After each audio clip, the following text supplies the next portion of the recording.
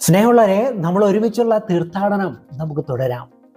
ഇന്നത്തെ നമ്മുടെ തീർത്ഥാടനത്തിൻ്റെ പ്രത്യേകത ഇത് 2025 വർഷം ജൂബിലി ആഘോഷിക്കുമ്പോൾ ജൂബിലി വർഷത്തെ മഹാ തീർത്ഥാടനമാണ്. 7 പള്ളി തീർത്ഥാടനം റോമിലെ ഫേമസ് ആയിട്ടുള്ള ഒരു തീർത്ഥാടനമാണ്.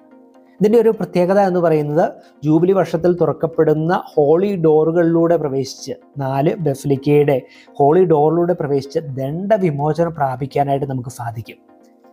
ഇത് സെൻറ്റ് പീറ്റേഴ്സ് ബസിലിക്കയാണ്. ആദ്യം സെൻറ്റ് പീറ്റേഴ്സ് ബസിലിക്കയുടെ വിശുദ്ധമായ ഡോറാണിത്. അപ്പോൾ ഈ ഹോളി ഡോറിലൂടെ പ്രവേശിച്ചുകൊണ്ട് പ്രാർത്ഥനാപൂർവം നമുക്ക് ദണ്ഡവിമോചനം പ്രാപിക്കാനായിട്ടുള്ള പ്രാർത്ഥനകളൊക്കെ ചൊല്ലിയാണ് സെൻറ്റ് പീറ്റേഴ്സ് ബസിലിക്കയിലേക്ക് നമ്മൾ പ്രവേശിക്കുന്നത്. സെൻറ്റ് പീറ്റേഴ്സ് ബസിലിക്കയിലേക്ക് കടന്നു ചെല്ലുമ്പോൾ തന്നെ ഹോളി ഡോറിലൂടെ കിടക്കുമ്പോൾ തന്നെ വലിയൊരു ബസിലിക്കയാണ്. ബസിലിക്കയുടെ വലതുവശത്തായിട്ട് നമുക്ക് മൈക്കിൾ ആഞ്ചലോയുടെ പിയാത്ത, പരിശുദ്ധ അമ്മയുടെ മടിയിൽ ദിവ്യപുത്രനെ കിടത്തിയിരിക്കുന്ന ആ മൈക്കിൾ ആഞ്ചലോയുടെ ആ വലിയ കലാസൃഷ്ടി കാണുവാനായിട്ട് സാധിക്കും. കണ്ട് ആസ്വദിക്കാനും അതുപോലെ തന്നെ പ്രാർത്ഥിക്കുവാനും ഒക്കെയായിട്ട് ഒത്തിരി പേര് ഈ ജൂബിലി വർഷത്തിൽ തീർത്ഥാടകരായിട്ടും ടൂറിസ്റ്റുകളായിട്ടും ഒത്തിരി പേര് ഇങ്ങോട്ട് ഒഴുകിയെത്തുന്നുണ്ട്. ഇതാണ് മൈക്കിൾ ആഞ്ചലോയുടെ പിയാത്ത എന്ന് പറഞ്ഞ വലിയ കലാസൃഷ്ടി. ഈ തീർത്ഥാടനത്തിന് ഒത്തിരി പ്രത്യേകതകളുണ്ട് കേട്ടോ. ഓരോന്നോരോന്നായിട്ട് നമുക്ക് കേൾക്കാം. ഒന്നാമതായിട്ട് ഇത് വിശുദ്ധ ഫിലിപ്പ് നേരി 16-ാം നൂറ്റാണ്ടിൽ തുടങ്ങി വെച്ച ഒരു തീർത്ഥാടനമാണ്. 7 പള്ളി തീർത്ഥാടനം. റോമിലെ മേജർ ബസിലിക്കകളിലൂടെയൊക്കെ കടന്നു പോയിട്ടുള്ള തീർത്ഥാടനം എന്ന് പറഞ്ഞാൽ ഇത് വളരെ പഴക്കമുള്ള ഒരു റോമൻ കാത്തലിക് ട്രഡീഷൻ കൂടിയാണ്. ഏകദേശം 25 കിലോമീറ്ററാണ് നമ്മൾ നടന്നു നീങ്ങുക. നടന്നുകൊണ്ടുള്ള ഈ തീർത്ഥാടനം സെൻറ്റ് പീറ്റേഴ്സ് ബസിലിക്കയിൽ നമുക്ക് കാണാം. ഓരോ ബസിലിക്കയിൽ കയറുമ്പോഴും പ്രാർത്ഥനാപൂർവം ആ ബസിലിക്കയിൽ നമ്മൾ കിടക്കുന്നു എന്ന് മാത്രമല്ല, ദണ്ഡവിമോചനം പ്രാപിക്കുവാനായിട്ട് വിശുദ്ധമായ ഡോറിലൂടെ ഹോളി ഡോറിലൂടെ പ്രവേശിച്ചുകൊണ്ട് മാർപ്പാപ്പയുടെ നിയോഗങ്ങൾക്കായിട്ട് ഒരു സ്വർഗ്ഗസ്ഥനായ പിതാവും ഒരു നന്മ നിറഞ്ഞവരെയും ഒരു ത്രിത്വ സ്തുതിയും വിശ്വാസ പ്രമാണവും ചൊല്ലി കാഴ്ച വെച്ചുകൊണ്ട്, അതുപോലെ തന്നെ നമ്മൾ തുടങ്ങുമ്പോഴോ അല്ലെങ്കിൽ അവസാനിക്കുമ്പോഴോ വിശുദ്ധ കുർബാന, കുംഭസാരം, വിശുദ്ധ കുർബാന സ്വീകരണവും ഉണ്ട്. അപ്പം അതുകൊണ്ട് തന്നെ ഈ ഒരു തീർത്ഥാടനം ദണ്ഡവിമോചനം പ്രാപിക്കാനുള്ള ഒരു വലിയ ജൂബിലി തീർത്ഥാടനം കൂടിയാണ്. നമ്മൾ സെൻറ്റ് പീറ്റേഴ്സ് ബസിലിക്കയിലേക്ക് കിടക്കുമ്പോൾ നമുക്ക് കാണാം ബസിലിക്കയുടെ ഒരു വലിപ്പം. നമ്മൾ ഒത്തിരി നടന്നു നീങ്ങുമ്പോഴാണ് നമ്മൾ അൾത്താരയുടെ അടുത്തേക്ക് എത്തുക.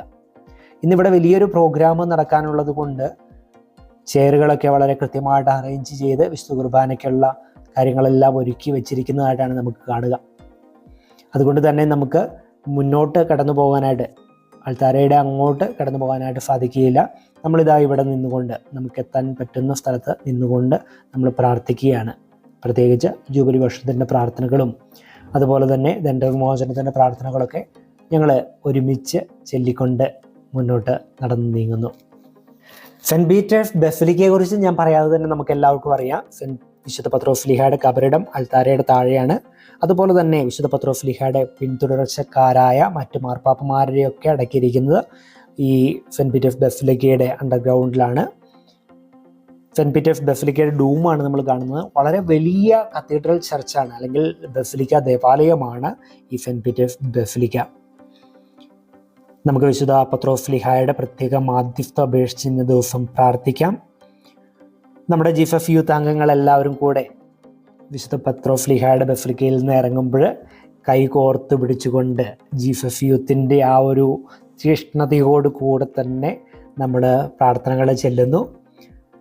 ആ പ്രാർത്ഥനകളൊക്കെ ചെല്ലിയതിന് ശേഷം ഓരോ പള്ളികളുടെ മുന്നിലും ചെല്ലുമ്പോൾ നമ്മൾ വ്യത്യസ്തമായ രീതിയിൽ കൈകോർത്ത് പിടിച്ചും ആക്ഷൻ സോങ്ങും ഒക്കെ ആയിട്ട് പല രീതിയിലുള്ള പ്രാർത്ഥനകളായിരുന്നു ഇന്നത്തെ ദിവസത്തിൻ്റെ തന്നെ ഒരു പ്രത്യേകത. അതുകൊണ്ട് തന്നെ ഈ ഒരു തീർത്ഥാടനം വളരെ വലിയൊരു അനുഗ്രഹമായിട്ട് തന്നെ കരുതുന്നു. ജീസസ് യൂത്തിൻ്റെ യൂറോപ്യൻ കോർഡിനേറ്ററായ അനൂപിയേട്ടായുടെ നേതൃത്വത്തിലാണ് നമ്മൾ നടന്നു നീങ്ങുക. വിശുദ്ധ പത്രോസ്ലീഹയുടെ ദേവാലയത്തിൽ നിന്ന് വിശുദ്ധ പൗലോസ്ലീഹയുടെ ദേവാലയത്തിലേക്ക് ഏകദേശം 8 കിലോമീറ്ററാണുള്ളത്. അത് റോമിൻ്റെ ഊടുവഴികളിലൂടെയും പെരുവഴികളിലൂടെയും ഒക്കെ യാത്ര ചെയ്തുകൊണ്ട് നമ്മൾ ആരെങ്കിലുമൊക്കെ സ്ലോ ആയിട്ടുണ്ടെങ്കിൽ, എന്തെങ്കിലും മേടിക്കാനായിട്ടുണ്ടെങ്കിൽ അവരെ കാത്തു നിൽക്കുന്ന സമയങ്ങളിലൊക്കെ പ്രാർത്ഥനാപൂർവ്വം ജപമാല ചൊല്ലിയും അതുപോലെ തന്നെ നടന്ന് നീങ്ങുമ്പോൾ കുരിശിൻ്റെ വഴിയും ജപമാലയൊക്കെ ചൊല്ലിക്കൊണ്ടാണ് നമ്മുടെ യാത്ര മുന്നോട്ട് നീങ്ങുക. ഈ ഒരു മഹാതീർത്ഥയാത്രയിൽ നമുക്ക് ഒരുമയോടെ മുന്നേറാം. വത്തിക്കാൻ സ്ക്വയറിൻ്റെ മുന്നിലൂടെ ഒഴുകുന്ന, അതായത് റോമിലൂടെ ഒഴുകുന്ന ടൈബർ നദിയുടെ തീരം പിടിച്ചാണ് നമ്മൾ നടന്നു നീങ്ങുക. ഒത്തിരി കിലോമീറ്റർ നമ്മൾ ഈ ടൈബർ നദിയുടെ തീരം പിടിച്ച് നടക്കാനായിട്ട് സാധിച്ചു. അതിനുശേഷം നമ്മൾ റോമിൻ്റെ മെയിൻ സിറ്റിയിലൂടെ, ടൗണിലൂടെ തന്നെ നടന്നു നീങ്ങിക്കൊണ്ടാണ് വിശുദ്ധ പൗലോസ്ലീഹായുടെ ദേവാലയത്തിലേക്ക് എത്തിച്ചേരുക. അങ്ങനെ 8 കിലോമീറ്റർ പിന്നിട്ടുകൊണ്ട് നമ്മളിതാ സെൻറ്റ് പോൾസ് ബസലിക്കയിലേക്ക് എത്തുകയാണ്. നമ്മൾ ഈ ബസലിക്കയുടെ മുന്നിലേക്ക് എത്തുന്നതിന് മുമ്പ് തന്നെ ഒത്തിരി വഴിയിലൂടെ ഒത്തിരി ബസ്സുകളാണ് നമ്മൾ കാണുക. ഇതൊക്കെ തീർത്ഥാടകർ വന്നിട്ടുള്ളവർ ആണ്. ഇവിടെ വലിയൊരു ജനസാഗരമാണ് നമുക്ക് കാണാനായിട്ട് സാധിക്കുക. സ്നേഹമുള്ളവരെ, നമ്മളിതാ രണ്ടാമത്തെ ബസലിക്ക സെൻറ്റ് പോൾസ് ബസലിക്കയിലേക്ക് എത്തിയിരിക്കുകയാണ്. നമുക്ക് വിശുദ്ധമായ ഈ ദേവാലയത്തിന്റെ വാതിലുകളിലൂടെ കയറി നമുക്ക് ദണ്ഡവിമോചനം പ്രാപിക്കുവാനായിട്ട് പ്രത്യേകമായിട്ട് പ്രാർത്ഥിക്കുകയും ചെയ്യാം. എല്ലാ മേജർ ബസലിക്കകളുടെ മുന്നിലും ഇതുപോലെ സെക്യൂരിറ്റി ചെക്കപ്പ് ഉണ്ട്. നമ്മുടെ എയർപോർട്ടിലൊക്കെയുള്ള സെക്യൂരിറ്റി ചെക്കപ്പ് പോലെയുള്ള ഈ ചെക്കപ്പുകളൊക്കെ പൂർത്തിയാക്കിക്കൊണ്ട് നമ്മളിതാ വിശുദ്ധ പൗലോസ്ലീഹായുടെ ബസലിക്കയിലേക്ക് പ്രവേശിക്കുകയാണ്. കിടന്നു ചെല്ലുമ്പോൾ തന്നെ വിശുദ്ധ പൗലോസ്ലീഹ വാളും ഏന്തി പിടിച്ച് നിൽക്കുന്ന ഒരു രൂപമാണ് നമുക്ക് കാണാനായിട്ട് സാധിക്കുക. നമുക്കറിയാം, വിശുദ്ധ പൗലോസ്ലീഹായെ പോലെ തീഷ്ണമതിയായ, ക്രിസ്തുവിന് വേണ്ടി തൻ്റെ ജീവൻ കൊടുത്ത് ജീവിതം എനിക്ക് ക്രിസ്തുവും മരണം നേട്ടവുമാണ് എന്ന് പറഞ്ഞ് ഈശോയെ സ്നേഹിച്ച വിശുദ്ധ പൗലോസ്ലീഹ, ആ ദേവാലയത്തിലേക്ക് നമ്മളിതാ വിശുദ്ധമായ ഹോളി ഡോറിലൂടെ നമ്മൾ പ്രവേശിക്കുകയാണ്. ദണ്ഡവിമോചനം പ്രാപിക്കാനുള്ള പ്രാർത്ഥനകളൊക്കെ ചൊല്ലിക്കൊണ്ട് നമ്മളിതാ വിശുദ്ധമായ വാതിലിലൂടെ വിശുദ്ധ പൗലോസ്ലീഹായുടെ ദേവാലയത്തിലേക്ക് പ്രവേശിക്കുകയാണ്. സെൻറ്റ് പീറ്റേഴ്സ് ബസലിക്ക പോലെ, വിശുദ്ധ പത്രോസ്ലീഹായുടെ ആ വലിയ ദേവാലയം പോലെ തന്നെ മനോഹരമായ വിശുദ്ധമായ ഒരു ദേവാലയമാണ് വിശുദ്ധ പൗലോസ്ലീഹായുടെ ഈ ദേവാലയവും. സെൻറ്റ് പോൾസ് ബസലിക്കയിൽ ഇന്ന് വിശുദ്ധ കുർബാന നടന്നുകൊണ്ടിരിക്കുന്ന സമയമാണ്. വിശുദ്ധ കുർബാനയുടെ സമയമായതുകൊണ്ട് നമുക്ക് അൾത്താരയുടെ അങ്ങോട്ട് പെട്ടെന്ന് എത്തുവാനായിട്ട് സാധിക്കുകയില്ല. നമ്മളിതാ പുറകിൽ നിന്നുകൊണ്ട് ഇവിടെ നിന്ന് അല്പനേരം നമുക്ക് പ്രാർത്ഥിക്കാം. ജൂബിലി പ്രാർത്ഥനകളും അതുപോലെ തന്നെ ദണ്ഡവിമോചനം പ്രാപിക്കാനുള്ള പ്രാർത്ഥനകളൊക്കെ ചൊല്ലിയതിന് ശേഷം ദേവാലയം നമുക്ക് നല്ല രീതിയിലൊന്ന് നിരീക്ഷിക്കുമ്പോൾ നമുക്കറിയാം, വിശുദ്ധ പൗലോസ്ലീഹായുടെ ഈ ബസലിക്ക ദേവാലയത്തിൻ്റെ ഒരു പ്രത്യേകത എന്ന് പറയുന്നത്, റോമിൽ ഇതുവരെ ഉണ്ടായിട്ടുള്ള എല്ലാ മാർപ്പാപ്പമാരുടെയും, കത്തോലിക്ക സഭയിലെ എല്ലാ മാർപ്പാപ്പമാരുടെയും ഫോട്ടോകൾ ഇതിൻ്റെ ഭിത്തിയിൽ ഉണ്ട് എന്നുള്ളതാണ്. ഇപ്പോഴുള്ള ഫ്രാൻസിസ് മാർപ്പാപ്പയുടെ വരെയുള്ള എല്ലാ ചിത്രങ്ങളും, എല്ലാവരുടെയും ഫോട്ടോകൾ ഈ ബസലിക്കയുടെ ചുവരിൽ വെച്ചിട്ടുണ്ട് എന്നുള്ളത് ഈ ബസലിക്കയുടെ ഒരു പ്രത്യേകതയായിട്ട് നമുക്ക് കണക്കുകൂട്ടാം. അതുപോലെ തന്നെ വിശുദ്ധ പൗലോസ്ലീഹായെ സംസ്കരിച്ചിരിക്കുന്നത് ഈ അൾത്താരയുടെ ചുവടിലായിട്ടുള്ള അണ്ടർഗ്രൗണ്ടിലാണ് വിശുദ്ധ പൗലോസ്ലീഹായുടെ കബറിടമുള്ളത്. നമുക്ക് വിശുദ്ധ പൗലോസ്ലീഹായുടെ പ്രത്യേക മാധ്യസ്ഥം അപേക്ഷിച്ച് പ്രാർത്ഥിക്കാം. ദേവാലയത്തിൻ്റെ പുറകുവശം, അതായത് അൾത്താരയുടെ പുറകുവശത്ത് വൈദികർക്ക് ഇരിക്കാനുള്ള സ്ഥലമാണ്. ഇന്ന് ഒത്തിരിയേറെ വൈദികർ ഇവിടെ വന്ന് വിശുദ്ധ ബലി അർപ്പിച്ച് പ്രാർത്ഥിക്കുന്നു. നട്ടുച്ചയായതുകൊണ്ടും എല്ലാവരും നടന്ന് ക്ഷീണിച്ചതുകൊണ്ടും സെൻറ്റ് പോൾസ് ബസലിക്കയുടെ പുൽത്തകടികളിലിരുന്ന് നമ്മുടെ ഇറ്റലിയുടെ കോർഡിനേറ്ററായ റോയ്സ് ചേച്ചി കൊണ്ടുവന്ന ലഘു ഭക്ഷണം കഴിച്ചു. അതിനുശേഷം ജീസസ് യൂത്തിൻ്റെ ആക്ഷൻ സോങ്.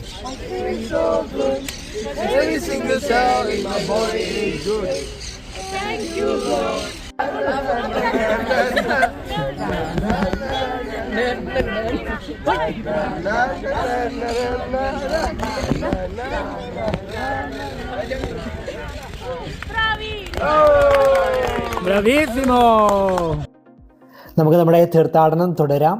നമ്മൾ അടുത്ത ദേവാലയത്തിലേക്ക് നീങ്ങിയാണ്. ഇവിടെ ഏഴുപള്ളി തീർത്ഥാടനത്തിൻ്റെ സൈൻ പോസ്റ്റുകൾ കാണാം. വിയ ദെല്ല ഫേത്ത കേസെ എന്ന് എഴുതി വെച്ചിട്ടുണ്ട്. നമ്മളതനുസരിച്ച് അടുത്ത പള്ളിയിലേക്ക് നീങ്ങുന്നു.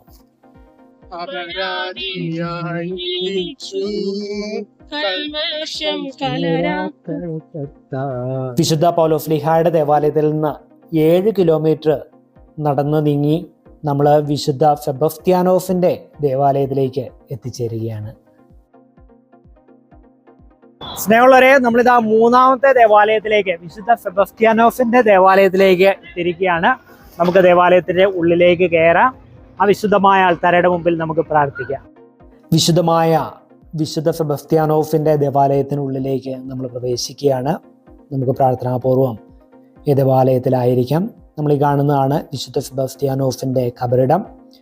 വിശുദ്ധ സെബസ്ത്യാനോസ് അമ്പേറ്റ് കിടക്കുന്ന ഒരു സ്റ്റാച്യു അവിടെ നമുക്ക് കാണാം. ഈ ദേവാലയത്തിൻ്റെ വലതുഭാഗത്ത് വിശുദ്ധ സെബസ്ത്യാനോസിനെ അമ്പെയ്ത് കൊല്ലുവാൻ ഉപയോഗിച്ച അമ്പും അതുപോലെ തന്നെ അമ്പെയ്യുവാനായിട്ട് കെട്ടിയിട്ട ആ കൽത്തൂണൊക്കെ അതിൻ്റെ ഭാഗങ്ങളൊക്കെ ഇവിടെ തിരുശേഷിപ്പുകളായിട്ട് സൂക്ഷിച്ചു വെച്ചിരിക്കുന്നതായിട്ട് നമുക്ക് കാണാം. നമുക്ക് ഈ ദേവാലയത്തിലായിരിക്കുമ്പോൾ വിശുദ്ധ സെബസ്ത്യാനോസിൻ്റെ പ്രത്യേക മാധ്യസ്ഥം വിശുദ്ധിയിൽ വളരുവാൻ, വിശ്വാസ തീഷ്ണതയോടുകൂടെ വളരുവാനുള്ള വലിയ കൃപയ്ക്ക് വേണ്ടിയിട്ട് നമുക്ക് പ്രാർത്ഥിക്കാം. നമ്മുടെ പ്രാർത്ഥനകൾ, നിയോഗങ്ങളെല്ലാം ദൈവസന്നിധിയിലേക്ക് സമർപ്പിക്കാം. വിശുദ്ധ സെബസ്ത്യാനോസിൻ്റെ ദേവാലയത്തിൽ നിന്ന് 6 കിലോമീറ്ററോളം നടന്നുകൊണ്ട് നമ്മളിനി നീങ്ങുന്നത് സാൻ ജോവാനി ലാത്രാനം ബസലിക്കയിലേക്കാണ്. സ്നേഹമുള്ളവരെ, നമ്മളിതാ ലാത്രാനം ബസലിക്കയിലേക്ക് എത്തിയിരിക്കുകയാണ്. നമ്മുടെ 4ാമത്തെ ബസലിക്കയാണ്. നമുക്ക് വിശുദ്ധമായ ഈ വാതിലിലൂടെ പ്രവേശിച്ചുകൊണ്ട് നമുക്ക് ദേവാലയത്തിലേക്ക് കിടക്കാം. ഇവിടെയും തീർത്ഥാടകരുടെ വലിയൊരു തിരക്കാണ് അനുഭവപ്പെടുന്നത്. അതുകൊണ്ട് തന്നെ ലൈൻ നിന്നുകൊണ്ട് തന്നെ നമുക്ക് ലാത്രാനം ബസലിക്കയുടെ വിശുദ്ധമായ വാതിലിലൂടെ പ്രവേശിക്കാം. ജൂബിലി വർഷത്തിൻ്റെ ആരംഭത്തിൽ ഫ്രാൻസിസ് മാർപ്പാപ്പ തുറന്ന വാതിലാണ്.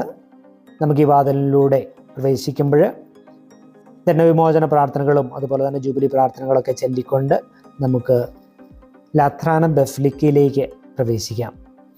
ഈ ലാത്രാനം ബസലിക്കയുടെ ഒരു സവിശേഷത എന്ന് പറയുന്നത് ഇത് ഫ്രാൻസിസ് മാർപ്പാപ്പയുടെ കത്തീഡ്രലാണ്. അതായത് റോമിൻ്റെ മെത്രാൻ മാർപ്പാപ്പയാണ്. റോമിൻ്റെ മെത്രാൻ്റെ ദേവാലയമാണിത്. അതുകൊണ്ട് റോമിൻ്റെ മെത്രാൻ്റെ ഇരിപ്പിടം ഇവിടെയാണ് സ്ഥിതി ചെയ്യുന്നത്.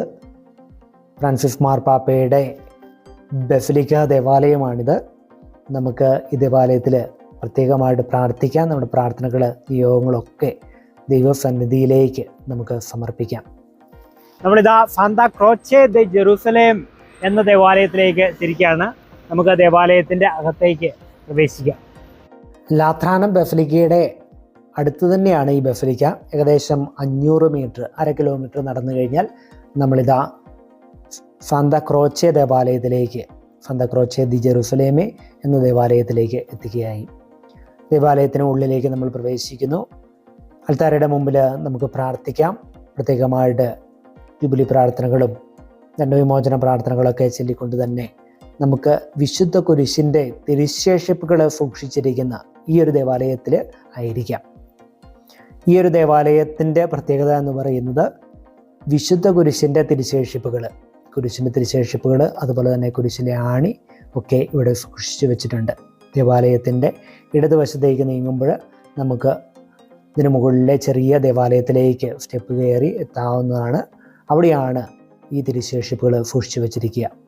റോമിലെ ക്രിസ്ത്യാനികൾക്ക് ഫ്രീഡം നൽകിയ കോൺസ്റ്റന്റൈൻ ചക്രവർത്തിയുടെ അമ്മയായ ഹെലേന രാജ്ഞിയാണ് ജെറൂസലേമിൽ നിന്ന് കുരിശിൻ്റെ അവശിഷ്ടങ്ങളൊക്കെ കണ്ടെത്തിക്കൊണ്ട് ഇങ്ങോട്ട് കൊണ്ടുവന്നാണ് പറയപ്പെടുക.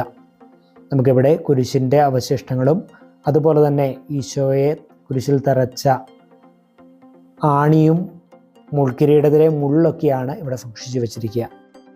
ഇവിടെ നിന്ന് ഏകദേശം 6 കിലോമീറ്റർ നടന്നാൽ നമ്മൾ വിശുദ്ധ ലോറൻസിൻ്റെ ദേവാലയത്തിലേക്ക് എത്തുകയായി. ഞങ്ങളെ നമ്മളെ വിശുദ്ധ ലോറൻസിൻ്റെ ദേവാലയത്തിലേക്ക് എത്തിയിരിക്കുകയാണ്. നമുക്ക് ആ ദേവാലയത്തിൻ്റെ ഉള്ളിലേക്ക് പ്രവേശിക്കാം.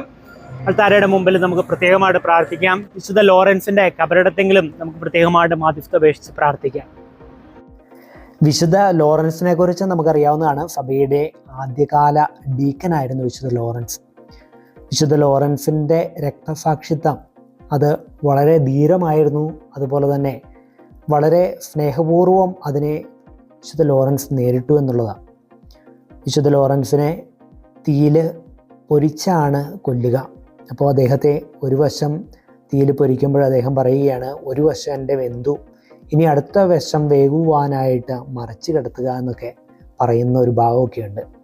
പ്രിയപ്പെട്ടവരെ, അത്രയും തീഷ്ണതയോടുകൂടെ ദൈവത്തെ സ്നേഹിച്ച, അത്രയും സഹനങ്ങളൊക്കെ സ്നേഹപൂർവ്വം ഏറ്റെടുത്ത വിശുദ്ധ ലോറൻസിൻ്റെ പ്രത്യേക മാധ്യസ്ഥം അപേക്ഷിച്ച് നമുക്ക് പ്രാർത്ഥിക്കാം. വിശുദ്ധ ലോറൻസിൻ്റെ ഖബറിടം ഈ അൾത്താരയുടെ തൊട്ട് താഴെയാണുള്ളത്. നമുക്ക് ഈ ഖബറിടത്തിൽ പ്രത്യേകമായിട്ട് പ്രാർത്ഥിക്കുകയും ചെയ്യാം. വിശ്വാസ തീഷ്ണതയിൽ വളരുവാനായിട്ട് സഭയെ സ്നേഹിച്ച് സഭയ്ക്ക് വേണ്ടി നിലകൊണ്ട വിശുദ്ധ ലോറൻസിൻ്റെ പ്രത്യേക മാധ്യസ്ഥം അപേക്ഷിച്ച് നമുക്കും പ്രാർത്ഥിക്കാം. നമ്മുടെ പ്രാർത്ഥനകൾ, നിയോഗങ്ങളെല്ലാം വിശുദ്ധ ലോറൻസിൻ്റെ മാധ്യസ്ഥം വഴി നമുക്ക് ദൈവസന്നിധിയിലേക്ക് ഉയർത്താം. അങ്ങനെ 6 പള്ളികൾ നമ്മൾ പിന്നിട്ടു. 7ാമത്തെ പള്ളിയിലേക്ക് നമ്മൾ നീങ്ങുകയാണ്. ഇവിടെ നിന്ന് 5 കിലോമീറ്റർ നടന്നുകൊണ്ട് നമ്മൾ സെൻറ്റ് മേരി മേജർ ബസിലിക്കയിലേക്ക് നീങ്ങുകയാണ്. ഫ്രാൻസിസ് മാർപ്പാപ്പയ്ക്ക് ഏറ്റവും ഇഷ്ടപ്പെട്ട ദേവാലയമാണ് സെൻറ്റ് മേരി മേജർ ബസിലിക്ക. നമുക്കങ്ങോട്ട് നീങ്ങാം. സ്നേഹമുള്ളവരെ, നമ്മളിതാ papal basilica of Saint Mary മേജറിലേക്ക് എത്തിയിരിക്കുകയാണ്. നമുക്ക് ദേവാലയത്തിൻ്റെ ഉള്ളിലേക്ക് പ്രവേശിക്കാം. നമ്മുടെ തീർത്ഥാടനത്തിൻ്റെ സമാപന ദേവാലയത്തിലേക്ക് എത്തിച്ചേരുമ്പോൾ ഫോണിൻ്റെ ബാറ്ററി തീർന്നു. നമ്മുടെ ബാറ്ററിയും ഡൗൺ ആയിട്ടുണ്ട്. എന്നിരുന്നാലും നമ്മെ ശക്തിപ്പെടുത്തുന്ന പരിശുദ്ധ അമ്മയുടെ ശക്തമായ മാധ്യസ്ഥതയിൽ നമുക്ക് പ്രാർത്ഥിക്കാം. വിശുദ്ധമായ വാതിലിലൂടെ ദേവാലയത്തിലേക്ക് പ്രവേശിക്കാം. നമുക്ക് ഈ വിശുദ്ധമായ ദേവാലയത്തിലായിരിക്കുമ്പോൾ പരിശുദ്ധ അമ്മയുടെ പ്രത്യേക മാധ്യസ്ഥം അപേക്ഷിച്ച് പ്രാർത്ഥിക്കാം. ഈ തീർത്ഥാടനത്തിലെ നമ്മുടെ നിയോഗങ്ങളെല്ലാം ദൈവം സമൃദ്ധമായി അനുഗ്രഹിക്കട്ടെ. ഇനി നമ്മൾ വിശുദ്ധ കുർബാന അർപ്പിച്ച് പ്രാർത്ഥിക്കുവാനായിട്ട് ജീസസ് യൂത്ത് ചാപ്പലിനായ ജോസച്ചൻ്റെ ആശ്രമത്തിലേക്ക് സലേഷ്യൻസിൻ്റെ ജനറലിലേക്ക് നീങ്ങുകയാണ്. ഈ തീർത്ഥാടനത്തിൽ പങ്കുകൊണ്ട് നമ്മെല്ലാവരെയും ദൈവം സമൃദ്ധമായി അനുഗ്രഹിക്കട്ടെ. എപ്പോഴും എപ്പോഴും എന്നേക്കും